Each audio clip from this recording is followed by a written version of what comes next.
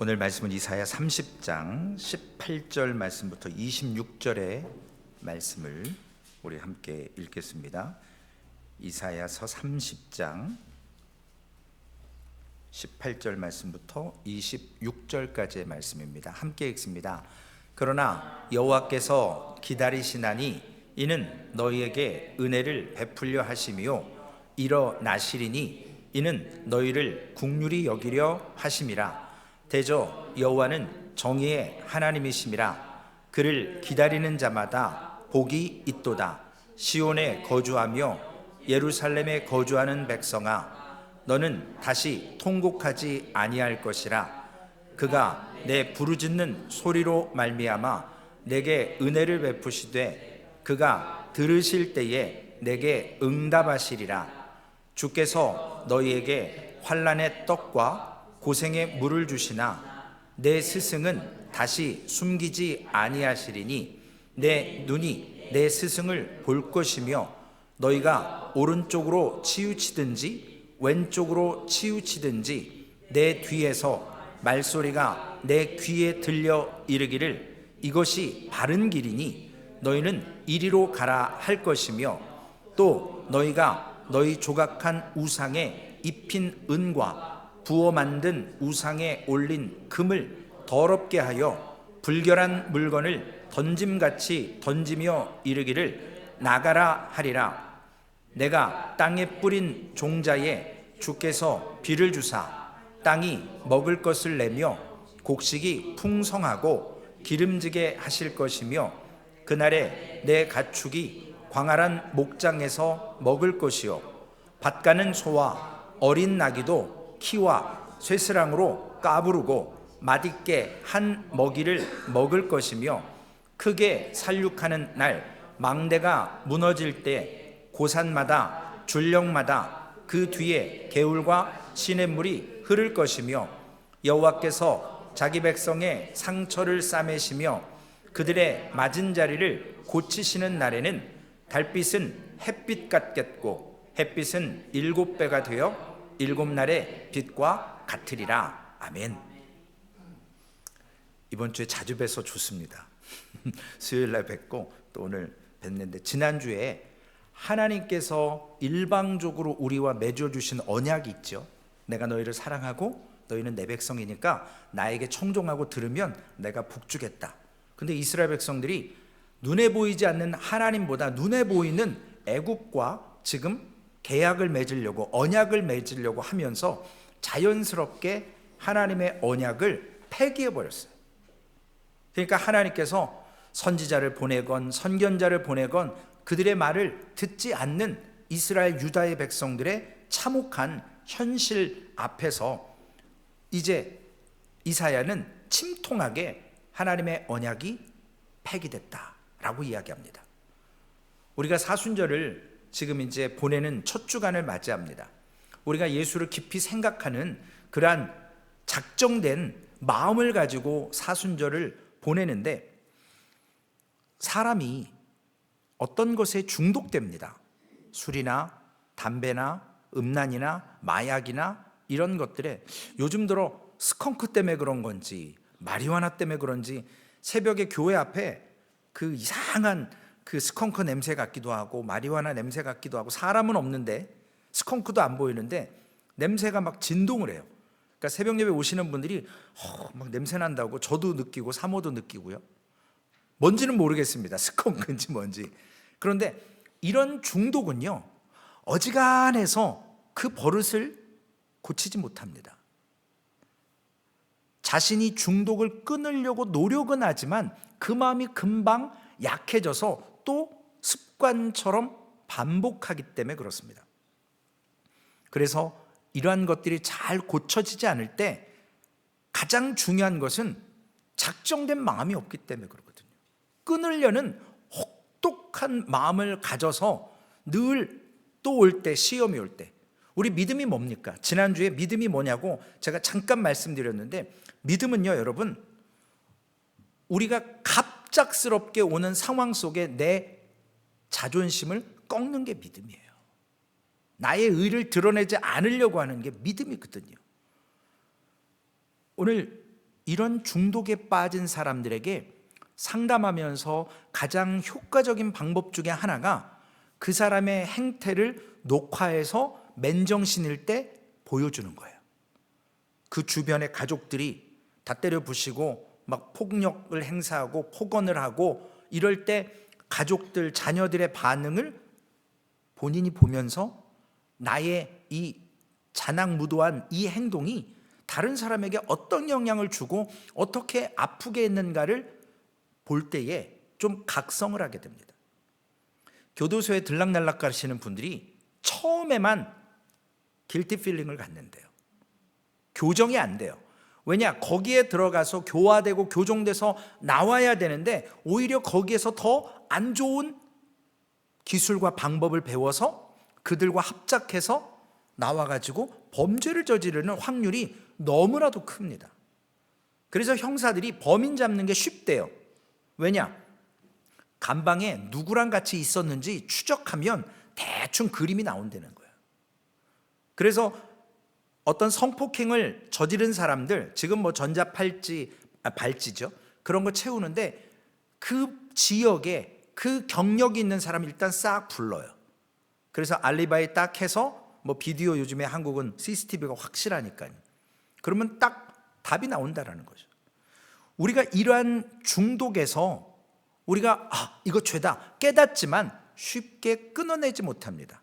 오늘 하나님께서는 이사야 선지자를 통해서 본문 말씀에 이스라엘에 하나님을 기다리는 자가 복이 있다라는 성경의 제목이 있고 오늘 이스라엘의 치유와 회복에 대해서 말씀을 하시는데 유다가 이제 유다 왕국 말기에 애굽과 군사적으로 동맹을 맺습니다.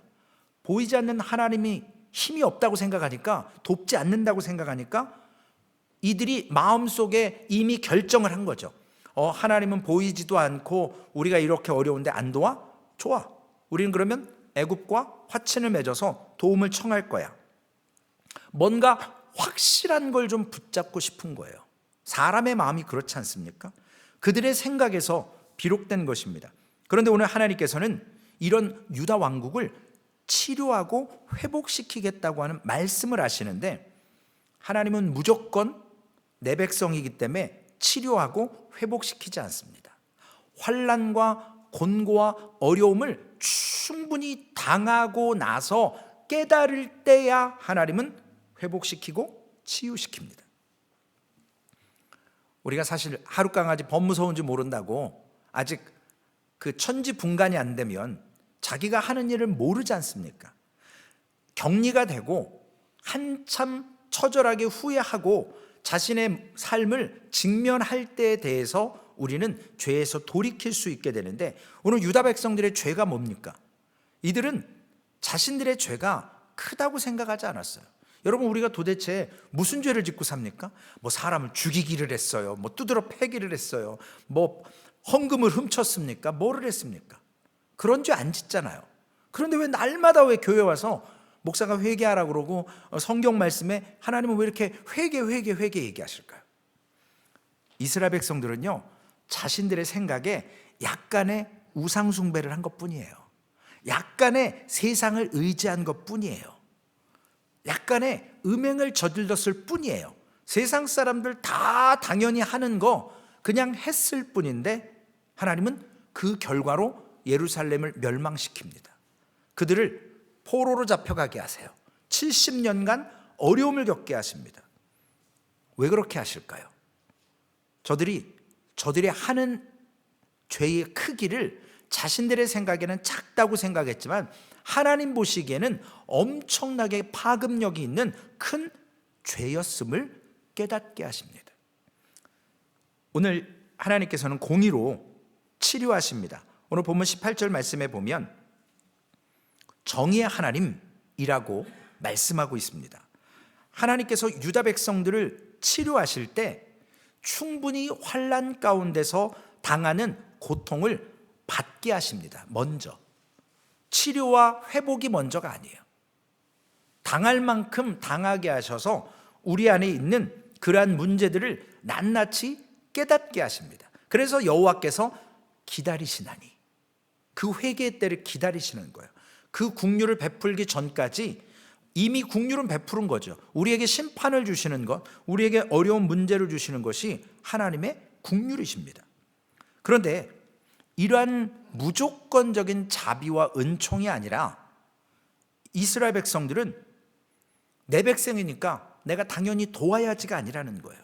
그들의 과거의 행동과 하나님 앞에서 무엇을, 자신들의 생각엔 작은 일이지만 하나님 앞에 이와 같은 죄의 모습을, 그 행동을 반복하지 않겠다고 깨달을 때에 하나님은 은혜를 베푸신다는 거예요. 여러분, 그래서 우리가 고난 가운데 있을 때, 문제 앞에 있을 때 빨리 벗어나게 해달라고 우리가 기도는 하지만 결코 빨리 벗어나는 게 우리에게 유익되지 않습니다. 우리가 그걸 충분히 경험하고 하나님 앞에 기도해도 응답의 때가 더딜 때 우리는 불평이 나오지만 하나님 편에서는 이것을 충분히 우리가 고난 가운데서 느끼고 하나님 앞에 회개한 후에 우리가 다시 반복하지 않는, 제가 예전에 그 젊은 집사님들 한국에서 신방하면 이 오전에는 시어머니 구역 예배가 드리고요, 오후에는 며느리들 구역 예배를 드렸어요. 같이 붙여놨더니요 구역 예배가 안 되는 거예요. 그래서 제가 딱 결단을 하고 기도하고 반발이 심했지만 딱 찢어놨어요. 시어머니는 오전에, 며느리들은 오후에. 근데 무슨 문제가 생겼냐면 이 애들이 학교 갔다 오면 예배를 드리잖아요. 그러니까 이제 돌아가면서 매주 집집마다 돌아가면서 예배를 드리는데 애들이 머리가 얼마나 좋은지요. 이때가 찬스인 거예요. 목사가 딱 앉아 있고요, 젊은 집사님들 한 10대 명이 딱 앉아 있는데 그 집 아들이 엄마 용돈 주세요. 목사 앞에서 용돈 안 줄 수도 없고 두드러 팰 수도 없고 아이들이요 비상하더라고요. 가는 집집마다 놀랍도록 애들이 그때를 딱 이용해요. 그때가 다 초등학생들이었거든요. 그 아이들이 지금 다 결혼하고 뭐 다 이렇게 됐는데 엄마들이 그래서 야 이거 어떡하냐, 꼭 그날만 되면 돈 달라는 거예요. 그러면 어쩔 수 없이 주는 거예요. 물론 뭐 한 달에 한두 번 돌아올까 말까 한 일이지만요, 이게 사랑하지만 훈육이 필요한 것이고 또 좋은 모습을 보여주기 위해서 안 좋은 모습 보여주기 어렵잖아요. 그러니까 마지못해서 주기는 하지만 그 아이들 앞에서 이게 하나님을 우리가 이렇게 착각한다라는 거죠. 내가 기도했으니까 당연히 응답 줘야지. 왜? 하나님, 내가 하나님의 백성인데 내가 얼마나 큰 죄를 졌다고? 하나님 왜 응답 안 하십니까? 우리가 반문하지 않습니까? 하나님은 하나님의 백성들을요 정말로 절대로 쉽게 천국으로 부르지 않으실 거예요. 왜냐? 우리 참기름, 들기름 좋아하잖아요. 오리지널. 제가 그 참기름을 짜는 걸 봤는데요, 일본은 아주 큰 지렛대 같은 걸로 막 이렇게 해갖고 쫙 짜더라고요. 요즘은 뭐 기계가 좋아가지고 딱 깨하고 들깨 넣으면 그냥 쫙 기계로 합작하면 기름이 쫙 나오더라고요. 엄청난 힘을 가하듯이 우리의 죄를 하나님께서는 고난 가운데 그 죄의 불순물들, 즉 구약의 제사장이 제사를 지내기 위해서 짐승의 목을 따고 피를 받고 그 다음에 각을 뜨는 것처럼 우리가 흔히 그 정육한다 그러잖아요.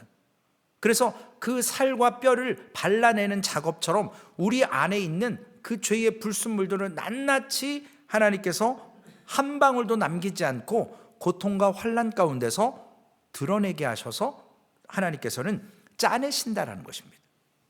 그래야만 우리가 죄에 대한 정말 치를 떨어야만, 그 길은 내가 절대 가지 않겠다라고 하는 그러한 결단과 마음의 다짐이 있어야 우리가 하나님 앞에 용서함을 받는 것입니다.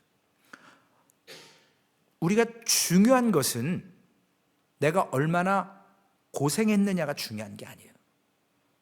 제가 수요일 날 뭐 경험도 많이 했고 고생도 많이 했고 뭐 욕도 많이 얻어먹었고 정말 그런 말씀을 부끄럽지만 드렸지만, 우리가 험악한 일을 많이 당한 게 중요한 거 아니고요, 죄의 심각성을 얼마나 깨달았느냐가 사실 중요한 거거든요. 세상 사람도 고난 당합니다. 예수 안 믿어도 고난 당해요. 그런데 우리는 예수 믿으면서 고난 당하는 이유는 이 죄를 얼마나 심각하게 받아들이느냐에 따라서 이 경험하는 환난과 고난을, 오늘 새벽 예배도 데살로니가전서 1장 말씀에 보면 우리가 사랑하는 백성들에게 하나님께서 고난의 모습을 허락하신다라는 겁니다. 그 고난 이면에 주시는 하나님의 은혜가 있기 때문에 그걸 기다리라는 거예요. 감당하라는 것입니다. 하나님이 우리를 어떻게 다루십니까?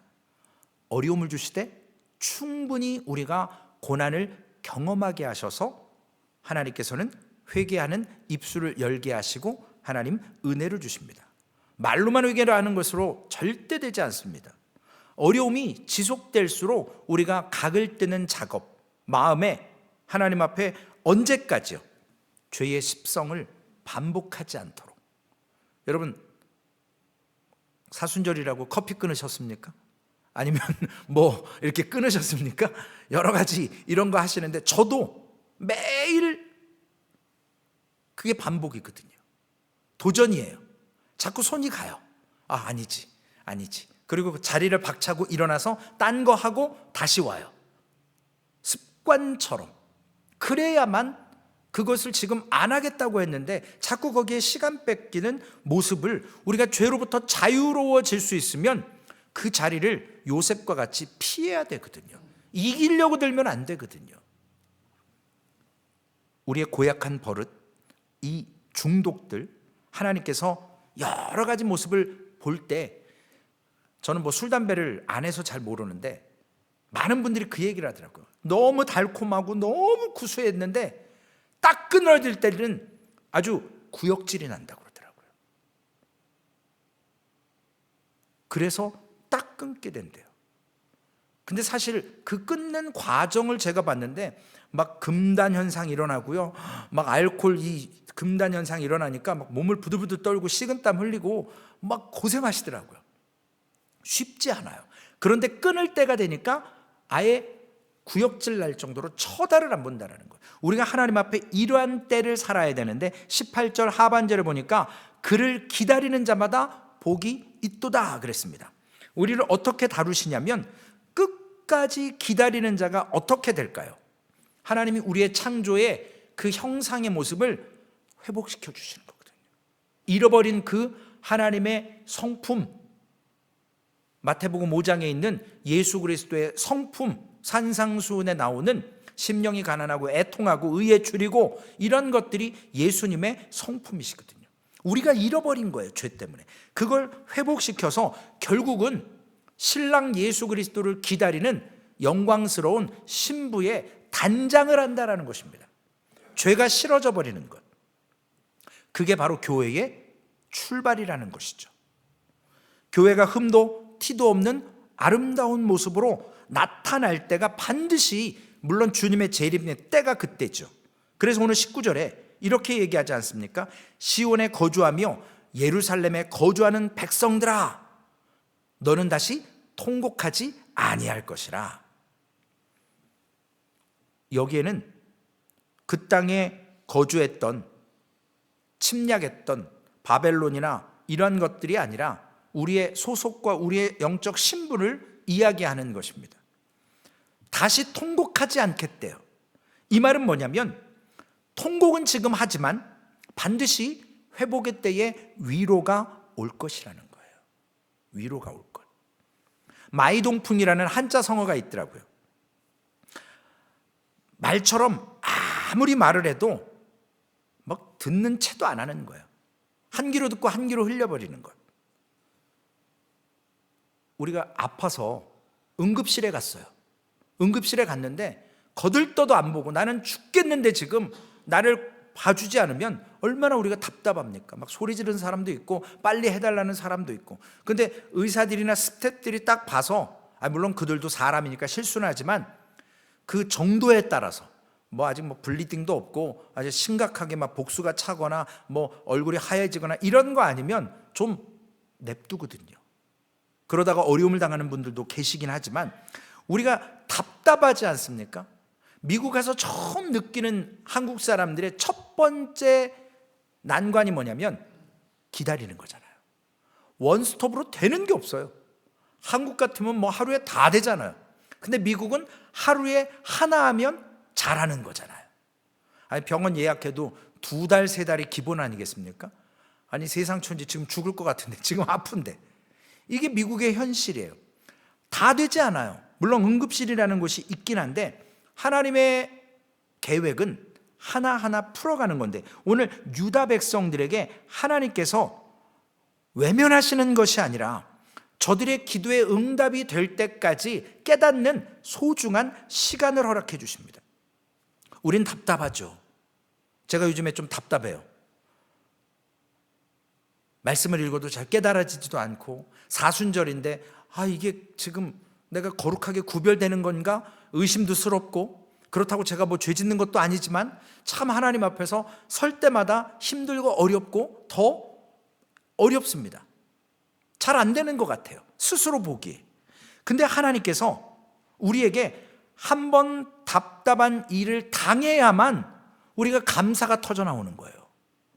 우리가 늘 감사가 쉽게 나오지 않잖아요.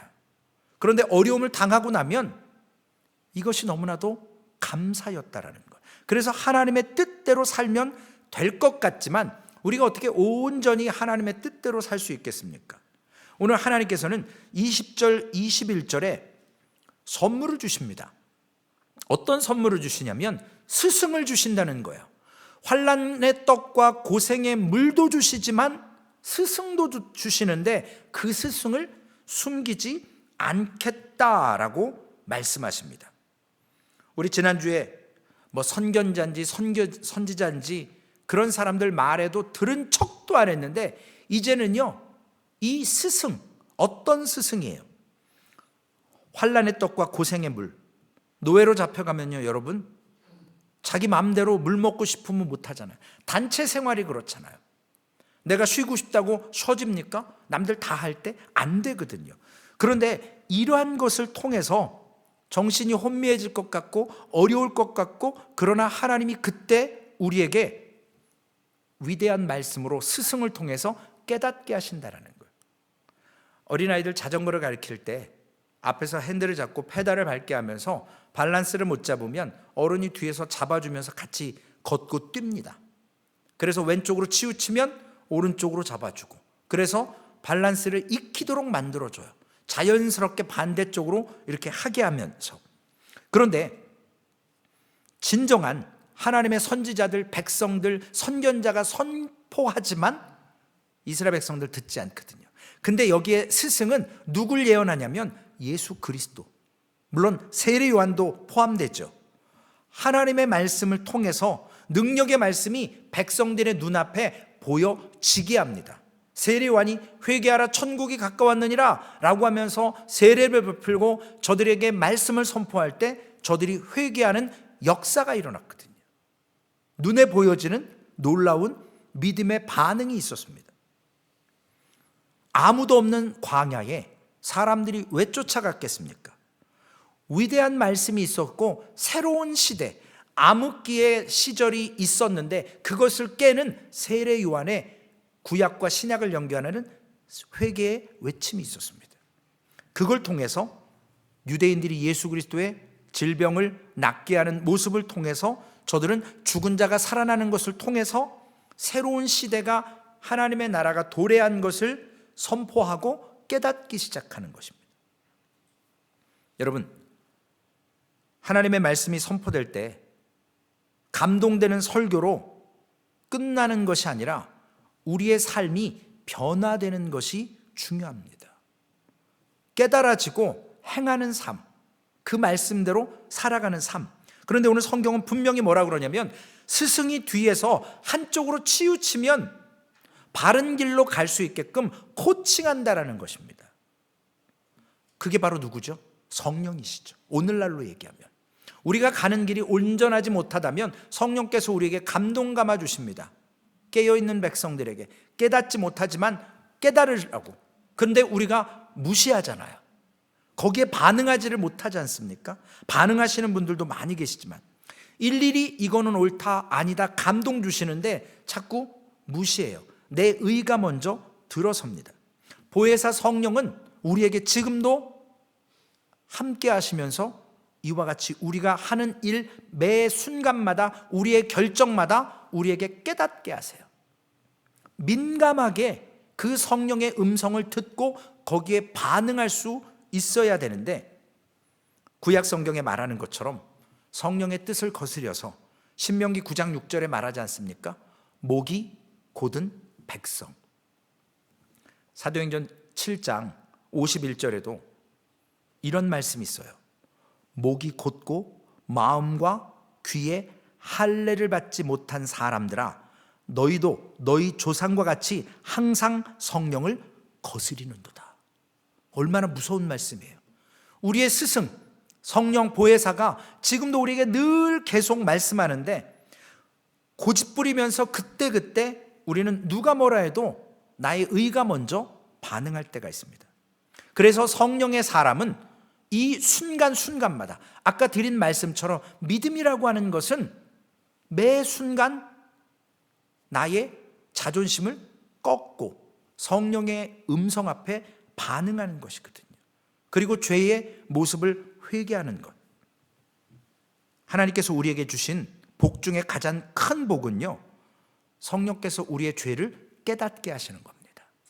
그걸 통해서 우리는 그 자리를 붙들고 하나님 앞에, 말씀 앞에 무릎을 꿇고 서는 때 하나님은 죄를 멀리하게 하는 은혜를 주신다는 것입니다. 안타까운 것은 우리 성도님들 가운데 주일 하루로 만족하시는 분들이 계시더라고요. 그래서 제가 오늘 기도하면서 그런 감동을 주셔서, 주일날 한동안 새벽 예배가 있고 금요 예배가 있고 토요 예배가 광고를 안 했던 과정이 있었다는 게 생각이 났어요. 나오든 안 나오든 듣기 싫든 말든 다시 해야 되겠구나, 이 생각이 딱 오더라고요. 자꾸 권면해야 될 것 같아요. 근데 저도 모르게 그런 광고를 자꾸 스킵했던 것 같아요. 우리 성령께서 우리의 양심이 흔들릴 때 깨우쳐 주셔서 붙들어 주십니다. 죄를 지으면 이상하게 우리는 불안해하잖아요. 그게 성령이 주시는 거거든요. 우리가 잘못된 일로 가면 자꾸 불안해지거든요. 죄로 인해서 신음하는 것으로 끝나는 것이 아니라 그 길을 돌이키는 것. 오늘 본문 22절에 보면 유대 백성들이 어떠한 죄를 졌는지, 저들이 이 죄를 통해서 성령 스승께서 말씀하셨을 때 어떻게 반응했는지 함께 읽어보실까요? 또 너희가 너희 조각한 우상에 입힌 은과 부어 만든 우상에 올린 금을 더럽게 하여 불결한 물건을 던짐같이 던지며 이르기를 나가라 하리라. 이들이 한때요 우상을 숭배했는데 은으로 조각을 했어요. 은으로 부어 만들어요. 그리고 거기다 금으로 막 덧칠하고 했는데 이 얼마나 돈을 들여서 정성을 쏟았습니까? 근데 성령께서 깨닫게 하고 이 우상을 죄라고 느낄 때 불결한 물건 던짐과 같이 던져버린다라는 거예요. 우상에 많이 공을 들였습니다. 그런데 그 우상이 쓰레기처럼 여겨지는 거예요. 내가 지금까지 쌓아왔던 모든 인간적인 의와 이런 모습들 쓰레기처럼 여겨지는 거예요. 배설물처럼. 바울의 고백이 이거 아니겠습니까? 하나님께서 한때 우상을 맛보고 행복했던 유다 사람들에게 스승께서, 성령께서 말씀을 주시고 죄를 깨닫게 하니까 저들이 이 비싼 거, 세상적으로 보면 귀한 거, 이걸 불결한 것처럼 쓰레기로 던져버리는 역사가 일어납니다. 여러분, 우상의 매력은요 다른 게 있는 게 아니에요. 성적인 타락이 있어요. 사이비의 최고 정점에는 뭐가 있어요? 그의 성적 만족과 물질의 욕망이 있는 거예요. 다른 거 없어요, 여러분. 왜 그렇게 교주되고 싶어하고 왜 그렇게 우상으로 이렇게 하고자 합니까? 결국 그 자리에 서면 돈, 섹스, 권력에 빠지는 거예요. 현대교회의 말로가 거기에 있습니다. 반면 여호와 하나님은 우리에게 이러한 성적으로 문란했고 우상을 숭배했고 거기에 모든 것을 투자했던 저들이 깨닫고 하나님 앞에 돌이킬 때, 스승이 말씀하실 때, 성령이 역사하실 때 하나님 편은 어때요? 우상은 아무 말 하지 않아요. 말할 수가 없는 형상이니까요. 그러나 하나님은 우리에게 No, 하지 말라라는 말씀을 하십니다. 우상은요, 노라는 게 없어요. Everything okay. 하든지 말든지. 왜냐? 우리 손으로 만들어 놓고 우리가 쾌락을 느끼는 거니까요. 그러나 우리를 창조하신 하나님은 아니라는 거예요. 그 결과 하나님께서는 유다 백성들을 떠나셨습니다. 그들과 언약을 그들이 먼저 파괴했기 때문에 유다 백성들이 지키지 않으므로 하나님께서는 환난과 풍파를 줘서 정신 차리라, 돌아오라 라고 말씀하십니다. 유다 백성들은요, 우상을 조절할 수 있다고 생각했어요. 술, 담배를, 음란과 쾌락, 도박을 조절할 수 있다라고 생각했어요. 여러분, 한국의 정선에 저는 가보진 않았는데 거기 카지노가 있대요. 근데 어떤 그 기자가 아주 쪽방 카지노에 최고 고령이 있는데 90 몇 살이신데요, 정부에서 주는 하루 한 끼 식사를 받아 갖고 와요. 근데 무슨 능력이 있으신지 셀폰을 갖고 있는데 셀폰으로 도박을 해요. 기자가 기절을 하더라고요. 제가 그걸 보면서 그랬어요. 와, 진짜 인간의 마지막의 모습이 저렇겠구나. 도박으로 가족 다 잃고요, 다 탕진하고 예전에 번듯한 회사 사장님이었대요. 근데 모든 거 싹 잃어버리고 가족이 찾아오지도 않고 96인가 됐는데 거기에서 쪽방에서 정부가 주는 한 끼 먹으면서 전화기로 도박을 해요. 여러분, 너무 우리가 그냥 당연한 듯 보지만 저는 저렇게 죽으면 저거 뭐 할까? 저 나이 될 때까지 저걸 끊지 못하고 사는 모습들, 여기에 바로 유다 백성들이 충분히 우리는 이 정도는 우상 조절할 수 있어, 적당히 즐길 수 있어, 적당히 쾌락을 즐기고 나는 하나님께 돌아올 수 있을 거야 라고 착각한다라는 겁니다. 그런데 통제할 수 없는 늪에 빠진다라는 것입니다. 질질 끌려다닌다라는 거예요. 그때는 회복이 거의 불능입니다. 그런데 예수님께서 이 욕망의 죄를 끊기 위해서 이 땅에 인간의 몸으로 오셔서 우리를 구원시켜 주시는 거예요. 그거 아니면 끊을 방법이 없거든요. 이 죄를 끊어낼 방법을. 우상 때문에 한바탕 난리를 쳤던 유다 백성들은요, 이제 내가 저 우상 다시는 쳐다보나 보다, 내가 다시는 절하나 보다 라고 저들은 완전히 돌아서서 이제는 우습게 보는 게 아니라 그 자리를 피할 수밖에 없는 그러한 모습들. 그런데 죄는요, 중독시키는 힘이 있습니다. 한 번 중독되면 자기 힘으로 빠져나오기가 너무나 어렵습니다. 모든 것을 다 잃고 나서야 우리는 깨닫지 않습니까? 후회하지 않습니까? 근데 하나님께서 우리를 어떻게 회복시키느냐?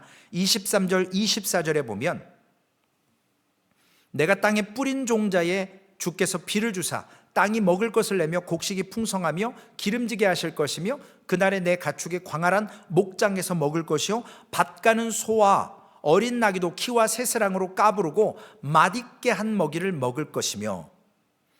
여러분, 24절을 주목해 봐야 됩니다. 하나님께서 우리에게 은혜 주시면 23절처럼 풍성하게 하시는데 비유로 24절에 밭을 갈 때요, 소와 나귀는 같이 결의로 맺지 않아요. 신명기 22장 10절에 보면 너는 소와 나귀를 결의하여 갈지 말며. 승질머리들이 다르거든요. 소는요, 걸음걸이가 늦어요. 물론 화딱지 나면 막 받으려고 이렇게 날뛸 때가 있지만 나귀와 소는 질적으로 달라요. 먹는 것도 달라요. 주님이 회복시키는 은혜의 때는요, 소와 어린 나귀가 함께 결의해도 서로를 용납한다라는 거예요. 이번 주일날 설교와 같습니다. 고린도전서 8장의 말씀처럼 교회 안에 나와 똑같은 사람이 어디 있어요? 성품이 달라요. 삶이 달라요. 그러나 그분들과 우리가, 그 성도님들이 나와 다르지만, 우리가 각각 다른 모습이지만 한 분 하나님의 형상이고 그분을 향해서 나아가는 발걸음의 동역자고 함께 지어져 가야 될 존재라는 거예요. 키와 새세랑으로 까부르고 맛있게, 원어에 보니까 소금인 것 같아요. 여러분, 염소나 사냥 이런 친구들이 산에서 살면서 그 바위에 염분기를 핥아먹잖아요. 거기에 공급을 받아야 되거든요. 그래서 맛있게 먹을 수 있도록, 같이 타작할 수 있도록, 같이 풍성한 열매를 맺을 수 있는 그러한 은혜를 주신다라는 겁니다. 그래서 구약율법에 농사 지을 때 두 종류 다른 짐승을 결의해서 일을 시키지 않았지만, 주님의 때에는, 주님의 창조의 회복의 때에는 이와 모든 것들이 연합할 수 있다라는 겁니다. 그래서 우리가 교회 안에 용납할 수 없을 것 같은, 죄송스럽지만 그 사람, 그 모습을 우리가 주님의 때에는 함께 할 수 있도록 회복시키고 치유시켜 준다라는 거예요. 아름다운 사역을 할 수 있게 해주신다라는 겁니다. 상징적인 의미죠.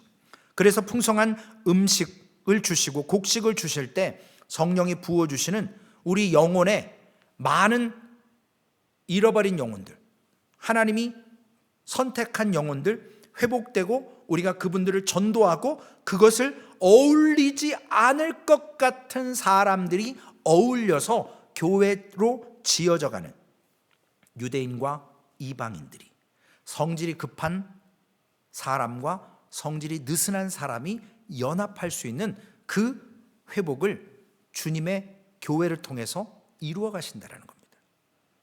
하나님께서 우리에게 주시려고 하는 것은 하나님의 성품을 심어주기를 원하십니다. 하나님을 닮은 성품, 우리에게 오늘 그것을 우리 안에 채우는데, 이건 여러분 세상에 승진하는데 전혀 도움이 안 돼요. 우리가 돈을 많이 버는데 전혀 유익한 성품을 가졌다고 해서 돈을 많이 벌지 않아요. 능력 있게 사는 건 아니에요. 그러나 다른 영혼을 용납하고 축복할 수 있는 섬김의 모습을 소유하게 하는 하나님의 성품입니다. 이 성품을 가진 자가 교회로 지어져 가는 겁니다. 제국의 황제나 영웅들은 세상을 통일한 것 같지만, 그들이 정복한 것 같지만, 예수 그리스도가 정복하신 유일하신 분이에요. 그분만이 이 땅을 정복하셨고, 이 땅의 죄의 그 사망의 권세를 유일하게 극복해내신 분이십니다. 그분의 성품을 우리가 취할 때 가능한 일이 30장 25절 26절에 크게 살육하는 날, 망대가 무너질 때, 종말의 때가 온다라는 겁니다.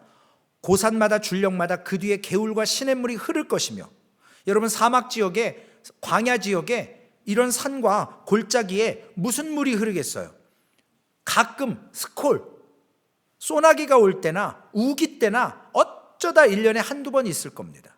그리고 26절에 여호와께서 자기 백성의 상처를 싸매시며 그들의 맞은 자리를 고치시는 날에는 달빛은 햇빛 같겠고 햇빛은 7배가 되어 7날의 빛과 같으리라. 예수 그리스도가 십자가에 죽으시고 부활하심으로 말미암아 우리에게 이와 같은 크게 살육하는 날, 그 심판의 날에 이와 같은 자연에게도 놀라운 역사가 있을 것이고, 참된 달빛도 햇빛처럼, 햇빛은 완전 숫자의 7배 7날의 빛과 같이 광채가 빛날 것이라는 겁니다. 이 말은요, 영적으로 우리가 진리를 통찰할 거라는 거예요. 우리가 말씀을 깨닫는 순간, 제가 어제도 성경 공부 때 그런 말씀을 드렸잖아요. 우리가 천국 가면요, 우리 원로 목사님, 우리 아버지, 우리 육신의 어머니, 이런 거 물어보지도 않아도 돼요. 모든 걸 다 알게 돼요. 지혜가 충만해진다니까요. 굳이 따지지 않아도 돼요. 내 딸이었어, 내 남편이었어, 옆에 굳이 세울 필요 없어요. 모든 게 다 하나님의 백성으로, 원바디로 우리가 변화됐을 때 진리로 통찰하게 된다는 겁니다. 바로 그때가 언제입니까? 성령께서 우리의 마음 안에 역사하시고 우리의 아픔을 치료하시고 회복하는 것, 그때 과거에 어두웠던 모습들이 빛나게 된다는 것입니다. 세상의 철학, 세상의 윤리, 희미하고 하나님의 모습을 비추지 못했던 것, 등잔, 등대, 하나님의 진설병을 비추는 하나님의 말씀이 회복될 수 있는 때를 허락하신다라는 겁니다. 성경에 수천 년간 이것이 빛으로, 촛대로 잠시 비춰졌을 뿐이에요. 희미하게 선지자의 말씀으로 비춰졌을 뿐입니다. 암흑기도 있었습니다. 그러나 지금 이때에 미신과 우상이 우리의 삶을 선동하고 지배하려고 하지만, 지금 어둡지만 우리가 서는 곳은 하나님의 말씀으로 빛난 대낮과 같은 광채로 지식이 깨달아지고 말씀으로 분별하게 하는, 그래서 누구든지 주의 이름을 부르는 자는 구원을 얻는 하나님의 회복의 날이, 치유의 날이 온다라는 사실입니다. 오늘 누군가 하기만 하면, 우리가 변화될 때 나뿐만 아니라 우리가 다른 사람에게도 참된 복음을 줘서 회복시키는 놀라운 역사가 일어날 겁니다. 오늘 목사님이 우리에게 동영상 하나 보내주셨잖아요. 뭔 그렇게 배가 되는지 안 되는지 왜 이렇게들 관심이 많으실까요? 기도하고 기다려야 되잖아요. 근데 어쨌네 저쨌네 막 그래요. 그 돈이 어디로 갔네 저기로 갔네. 왜 그러냐고요? 기다려야 되거든요. 하나님의 때가 있습니다, 여러분. 교회도요, 성장하는 때가 있어요. 우리가 훈련돼서 말씀으로 충만해져서 믿음으로 나의 자존심을 순간순간마다 꺾는 작업이 있어야 교회가 포용하게 되는 거예요. 성질머리 급한 저와 같은 사람 받아주는 거고, 성질이 느린 사람 답답하지만 기다려주는 때가 온다고요. 소와 어린 나귀가 함께 결의해서 주의 일을 하는 때가 옵니다. 기다리면 되거든요. 우리는 못 기다려요. 기도하며 하나님 앞에 주님의 날을 우리는 다섯 처녀와 같이 슬기롭게 준비하며 기다려야 됩니다. 마침내 당연히 배가 시운전 잘 되겠지요.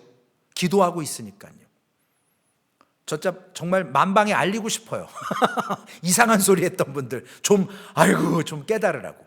그런데 이건 해결됐지만 또 다른 거에 또 쓸데없는 소문과 언어가 나옵니다. 왜요? 아직 내가 죽지 않았기 때문에 그래요. 내 자존심, 내 본성이 하나님의 성품으로 깎아지지 않았기 때문에 그렇습니다. 근데 여러분, 우리는 어떻게 됩니까? 밀어낼 게 아니라 우리가 먼저 하나님 앞에 오늘 이와 같이 헌신되면, 말씀의 분별력을 가지면 우리가 기다려주고 포용하고 하나님의 때를 함께 누릴 수 있다는 겁니다. 그게 오늘 하나님이 주시는 치유와 회복, 먼저 깨달은 자에게 주는 은혜라는 거예요. 왜 선생되지 말라 그랬습니까? 말씀은 아는데 안 지키거든요. 머리로만 알아요. 몸으로 죽어야죠. 아직 육신 가운데 있기 때문에 내가 성전인데 이 성전을 회복해 가야 되지 않겠습니까? 오늘 이 밤 하나님, 우리가 할 수 없는 일이지만 하나님의 말씀으로 햇빛이 7배나 밝아지는 하나님의 빛이, 하나님의 말씀을 비추고 우리가 그 말씀을 깨닫는 심령되게 하셔서 우리 안에, 소망교회 안에 하나님이 지어져가는 교회로 회복되게 하여 주옵소서. 우리의 세상 철학이나 의지했던 것들이 아니라 우리의 우상을 버리고 하나님은 늘 우리에게 말씀하신다라는 것, 성령 하나님께서 오늘도 우리에게 말씀하실 때 그 말씀에 아멘으로 화답하며 순종하는 그런 치유와 회복의 삶이 있으시기를 주님의 이름으로 부탁을 드리겠습니다. 하나님 감사합니다. 하나님께서 이스라엘 백성들 언약을 폐기했던 저들의 입장을 보면 하나님 내버려 두고 고생당하게 하십니다. 그러나 하나님 그것조차도 하나님의 은혜였음을 깨닫습니다. 기도한다고 바로 회복시켜 주시는 것이 아니라 처절하게 우상을 이제는 얼마나 좋아했는데 그것을 쓰레기처럼 내버리고 나가라 하는 그러한 진절머리가 나게 하는 그러한 마음, 구토가 유발되는 그러한 모습으로 저들이 섬겼던, 저들이 따랐던, 저들이 쾌락에 빠졌던 우상을 멸시하게 하십니다. 하나님, 중독에 빠지지 않도록 오늘 온전한 하나님께 붙들린 바당에서 하나님의 성품으로 지어져 갈 수 있도록 주님 인도하여 주시옵소서.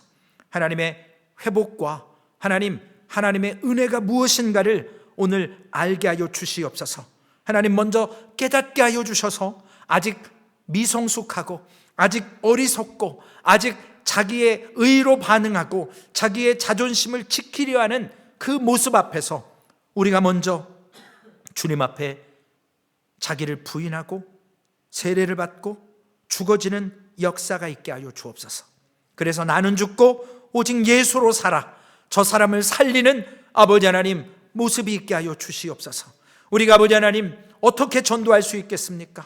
나의 의가 죽지 않고 나의 자존심이 내려놓지 않고 아버지 하나님 나의 우상을 깨뜨리지 않고 어떻게 아버지 하나님 복음을 전할 수 있겠습니까? 다시금 하나님 우리가 특별히 사순절을 지내면서 오늘 유다 사람들의 이와 같은 하나님의 치유와 회복을 우리에게도 허락하셔서 우리가 온전한 믿음으로 하나님 앞에 설 수 있도록 인도하여 주시옵소서. 때가 되니 병원선이 아버지 하나님 시운전을 합니다. 아버지 하나님 때가 되니 하나님 이와 같이 이루어져 갑니다.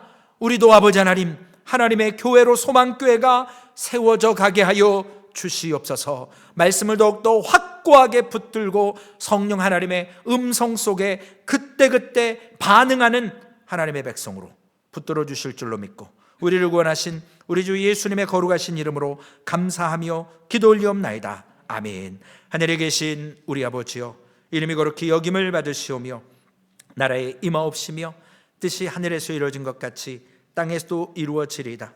오늘날 우리에게 일용할 양식을 주옵시고 우리가 우리에게 죄 지은 자를 사하여 준 것 같이 우리의 죄를 사하여 주옵시고 우리를 시험에 들게 하지 마옵시며 다만 악에서 구하옵소서. 대개 나라와 권세와 영광이 아버지께 영원히 있사옵나이다. 아멘. 우리 이 시간 말씀을 함께